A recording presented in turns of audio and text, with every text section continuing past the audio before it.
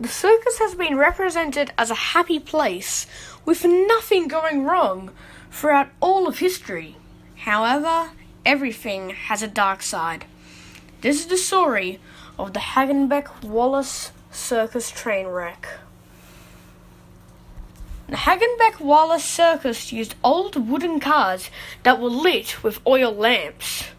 The circus train had two segments, and on the 22nd of June 1918, the segment that was loaded with animals was dispatched prior and had left the train with all the performers and workers on the tracks.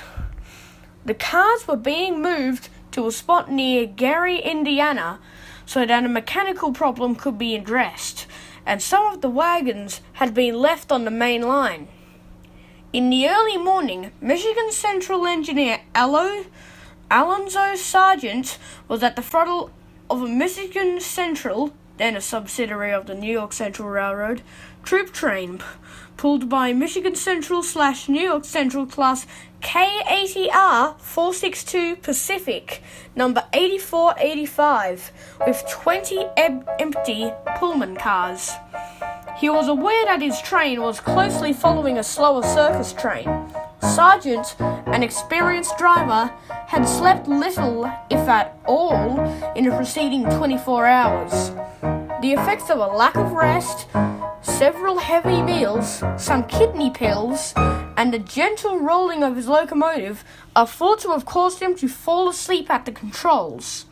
At 4 a.m., he missed at least 2 automatic signals and warnings posted by a brakeman of the 26-car circus train, which had made an emergency stop to check a hot box on one of the flat cars.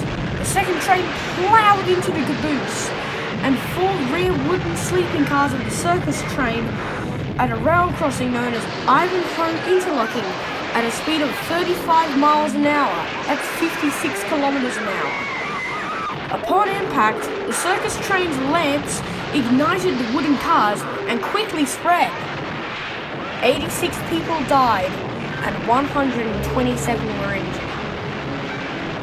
The wreck is described in great detail in the report of the Joint Interstate Commerce Commission and Indiana Public Service Commission following an investigation. Sargent, who was under arrest, refused to testify any of the hearings on advice of his counsel.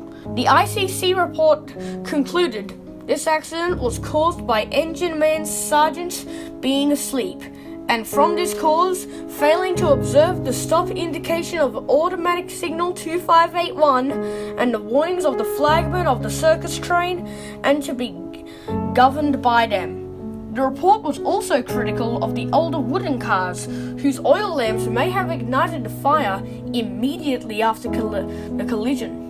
Although Sargent and his fireman Gustav Klaus were criminally charged in Lake County, Indiana, following a trial, the jury found himself deadlocked, and a mistrial was declared. Prosecutors declined to retry the case, and charges were dismissed on June 9, 1920. 5 days later, 53 of those killed were buried in Woodlawn Cemetery, in a section set aside as Showman's Rest, which has been purchased by the Showman's League of America only a few months earlier. This section is surrounded by statues of elephants in a symbolic mourning posture. Only 5 of those buried were formally identified, and so the graves of most of the casualties are marked unknown male or unknown female. One grave is marked Smiley, one Baldy, and another 4-horse driver. The more recent graves at the location are those who traveled with the circus and wanted to be buried there after they died.